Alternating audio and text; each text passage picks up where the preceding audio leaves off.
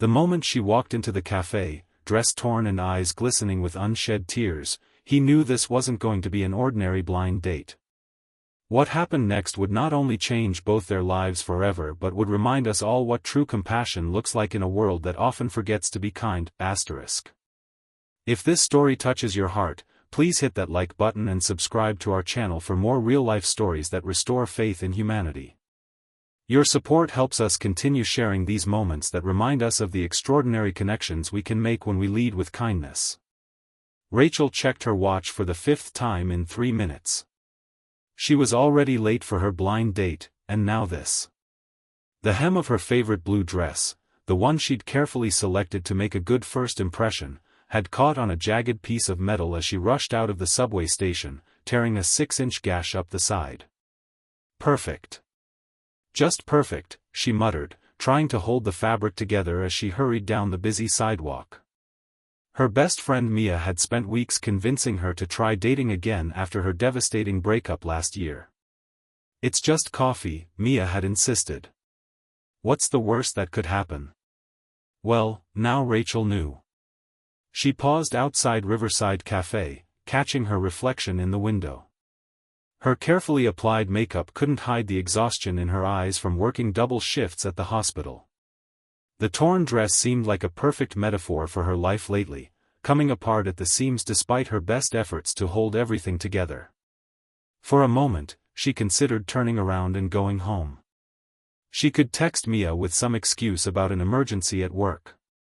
But something, perhaps the last stubborn ember of hope she'd been protecting, made her push open the door instead. The cafe was busy with the Saturday morning crowd. Rachel scanned the room, looking for a man matching the description Mia had given: dark hair, kind eyes, probably wearing something casual but nice. His name is Ethan. He'll be the one looking slightly nervous. She spotted him at a corner table by the window, absently stirring a cup of coffee while checking his phone. He glanced up, and their eyes met across the room. Rachel felt her cheeks flush with embarrassment as she awkwardly made her way toward him, one hand still clutching the torn fabric of her dress. Ethan stood as she approached, his expression shifting from anticipation to concern as he noticed her distress. "Rachel?" he asked, his voice warm and deep. "I'm so sorry I'm late," she began, the words tumbling out. "There was a delay on the subway, and then my dress caught on something, and I know I look a mess, and—" "Hey," he said gently, interrupting her spiral. "Take a breath. It's okay." There was something in his eyes, a genuine kindness that made her pause. No judgment, just understanding. "I'm Ethan," he continued, offering his hand. "And I'm just glad you made it." As they shook hands, Rachel noticed the slight calluses on his palm, working hands, not the soft office hands she'd expected. His dark hair was slightly tousled, and the lines around his eyes suggested he smiled often. He wore a simple button-down shirt with the sleeves rolled up, revealing a colorful bracelet that looked handmade. "Can I get you something to drink?" he asked, gesturing to the chair across from him. "Coffee would be amazing," Rachel replied, still feeling flustered as she sat down, trying to arrange her dress to hide the tear. Ethan signaled to the barista, then turned back to Rachel. "So, Mia tells me you're a nurse?" "Pediatric nurse, yes," Rachel nodded, grateful for the simple question to ground her. "I work at Mercy Children's Hospital." "That's incredible," Ethan said, and the genuine admiration in his voice caught her off guard. "My daughter was in the children's hospital last year, appendicitis. The nurses there were absolute angels." "You have a daughter?" Rachel asked, surprised. Mia hadn't mentioned he was a father. A soft smile transformed his face. "Emma.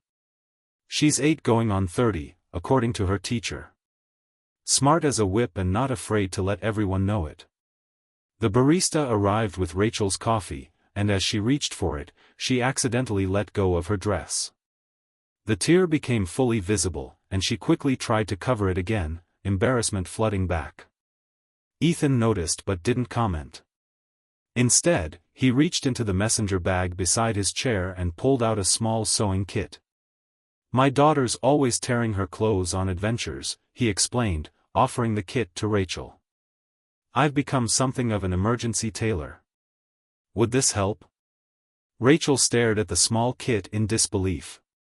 "You carry a sewing kit with you?" Ethan shrugged, a hint of self-consciousness crossing his features. "Single dad survival tool. Along with band-aids, hair ties, and enough snacks to feed a small army." For the first time that morning, Rachel laughed, a genuine laugh that seemed to release some of the tension she'd been carrying. "Thank you," she said, taking the kit. "But I'm terrible at sewing." "I could help," Ethan offered, then quickly added, "or not, whatever you're comfortable with." There was something so earnest in his offer that Rachel found herself nodding. "Actually, that would be amazing if you don't mind." "Not at all. There's a family restroom in the back that would give you some privacy. I could meet you there and fix it enough to get you through our date. That is, if you still want to have coffee with a guy who just admitted to carrying around sewing supplies." "Honestly," Rachel said, "that might be the most impressive thing a date has ever admitted to me." 5 minutes later, Rachel stood awkwardly in the spacious family restroom as Ethan knelt beside her, carefully pinning the torn fabric of her dress. "So how long have you been a single dad?" she asked, trying to distract herself from the strange intimacy of the moment. Ethan's hands remained steady as he worked. 3 years now. Emma's mom decided parenting and marriage weren't for her when Emma was 5. The simple statement held volumes of unspoken pain, but there was no bitterness in his voice.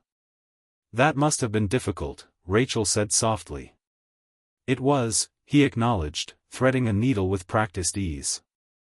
"But Emma and I figured it out together. Hold still for a second, I'm going to start the actual repair now." His fingers moved with surprising dexterity, making tiny, nearly invisible stitches along the tear. "Where did you learn to sew like that?" Rachel asked, impressed. "My grandmother," Ethan replied, concentration evident in his voice. "She raised me after my parents died. Said every person should know how to cook a decent meal, balance a checkbook, and mend their own clothes." He glanced up with a small smile. 2 out of 3 isn't bad. "Let me guess, the checkbook?" "Got it in one," he laughed. "Numbers and I have never been friends." As he worked, Rachel found herself relaxing. There was something comforting about Ethan's presence, a steadiness that felt rare and valuable. "Almost done," he said after a few minutes. "This is just a temporary fix, but it should hold for today." When he finished, the repair was nearly invisible, a neat line of tiny stitches that held the fabric securely together. "Ethan, this is amazing," Rachel said, examining his handiwork. "Thank you." "Happy to help," he replied, packing up the sewing kit. "Ready to try this date thing again?" Back at their table, with the dress crisis averted, Rachel found herself genuinely enjoying Ethan's company. Their conversation flowed easily, moving from work stories to favorite books to the challenges of city living. "So what made you agree to a blind date?" Rachel asked eventually, curious about the man sitting across from her. Ethan considered the question, running a hand through his hair. "Honestly? My daughter. She told me I needed to get a life outside of being her dad." He chuckled. "When your 8-year-old starts worrying about your social life, it's probably time to make some changes." "She sounds wise beyond her years," Rachel smiled. "She is," Ethan agreed, pride evident in his voice. "What about you? What brought you here today?" Rachel traced the rim of her coffee cup, considering how much to share. "A broken heart that's finally starting to heal," she admitted. "And a friend who wouldn't take no for an answer." "I'm sorry about the heart," Ethan said quietly. "Those take time." "They do," Rachel agreed. "A year ago, I thought I had everything figured out. Great job, relationship heading toward marriage, the whole picture. Then I discovered my boyfriend had been living a double life, complete with another girlfriend in another part of the city. Ethan winced. That's brutal. It was, Rachel acknowledged. The worst part wasn't even the betrayal, it was doubting my own judgment. How could I have been so wrong about someone I thought I knew completely? We see what we're ready to see sometimes, Ethan offered. Doesn't make you naive or foolish. The simple validation in his words touched something deep in Rachel. For months, she'd carried the weight of feeling stupid for being deceived. Hearing someone, a virtual stranger, offer understanding without judgment felt like permission to finally set that burden down. Their coffee date extended into lunch, and then a walk through the nearby park. As afternoon shadows lengthened, Rachel realized they'd spent nearly 5 hours together, and it had felt like minutes. I should probably get going, she said reluctantly as they paused near the park exit. I have an early shift tomorrow. Of course, Ethan nodded. Thank you for today. Despite the rough start, I had a really good time. Me too, Rachel said, surprised by how much she meant it. And thank you again for saving my dress. Anytime, he smiled.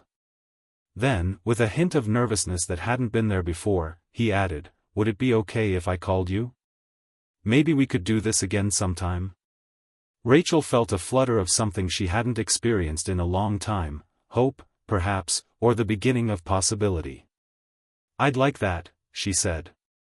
As she headed home that evening, Rachel called Mia to recount the unexpected turn her day had taken. So let me get this straight, Mia said after Rachel finished her story. You showed up late, with a torn dress, and instead of being weird about it, he whipped out a sewing kit and fixed it for you? I know it sounds strange, Rachel laughed, but it was actually really sweet. It doesn't sound strange, Mia replied. It sounds like you finally met a good one. Over the next few weeks, Rachel and Ethan continued to see each other. Their second date was dinner at a small Italian restaurant where Ethan confessed his inability to cook anything beyond basic pasta. Their third was a Saturday afternoon at the Children's Museum with Emma, who regarded Rachel with curious, evaluating eyes before deciding she was acceptable company. You make Dad laugh, Emma had declared as they watched Ethan attempt to solve a physics puzzle designed for children. He doesn't do that enough. The simple observation had stayed with Rachel, making her more attentive to the moments when Ethan's serious expression would break into genuine joy. It wasn't all smooth sailing. Rachel's rotating hospital shifts made scheduling difficult. Ethan sometimes had to cancel at the last minute when Emma was sick or childcare fell through. They were both carrying wounds from their pasts that occasionally surfaced in moments of vulnerability or misunderstanding. But there was something different about this relationship, a foundation of mutual respect and genuine care that made the challenges feel manageable rather than insurmountable. 3 months after their first date, Rachel found herself sitting on a bench in the same park where they'd walked that first day, waiting for Ethan and Emma to return with ice cream. As she watched them in the distance, Ethan carefully handing a cone to his daughter, then wiping a smudge of chocolate from her cheek, Rachel felt a certainty settle over her. This man who carried sewing kits and band-aids, who listened without judgment, who was rebuilding his life around the love for his daughter, he was showing her what real partnership could look like. Not perfect, not without challenges, but grounded in kindness and genuine care. When they returned to the bench, Emma's face was serious as she handed Rachel her ice cream cone. Dad says you fix kids at the hospital, she stated. I help the doctors do that. Yes, Rachel nodded. Emma considered this information carefully. My dad fixes things too. He fixed your dress. And I think, she glanced at her father, who was watching with a mixture of amusement and mild panic, I think he fixed your sad too. You don't look sad anymore like in the pictures. What pictures? Rachel asked, confused. Ethan cleared his throat. I might have shown Emma a photo Mia sent me before our first date, he admitted. And Emma's right, you did look sad in it. Do I look sad now? Rachel asked Emma, curious about the child's perception. Emma studied her face with the intense focus only children can muster. No, she decided finally. You look like how Dad looks when he makes pancakes on Sunday. Happy but concentrating. Rachel laughed, touched by the oddly specific but accurate description. That's a good way to feel, she agreed. Later that evening, after Emma had gone to bed, Ethan and Rachel sat on his small apartment balcony, the city lights spread out before them. I have a confession to make, Ethan said, his voice quiet in the night air. Rachel turned to him, curious. What's that? I didn't just happen to have that sewing kit with me on our first date, he admitted. Mia told me you'd been through a rough time. Said you might be nervous or looking for reasons to run. So I came prepared with basically everything I could think of that might help if something went wrong. You did? Rachel asked, surprised. Ethan nodded, looking slightly embarrassed. I had antacids in case the coffee was too strong, an extra phone charger in case yours died, a city map in case you got lost on the way, and even a small umbrella in case it rained. The sewing kit was just part of my make sure nothing ruins this date strategy. Rachel stared at him for a moment before bursting into laughter. You were that determined? I was, Ethan acknowledged with a sheepish smile. Mia showed me your picture, told me you were kind and smart and had been hurt badly. Something just told me it would be worth making the effort. Rachel reached for his hand, twining her fingers with his. Thank you for telling me.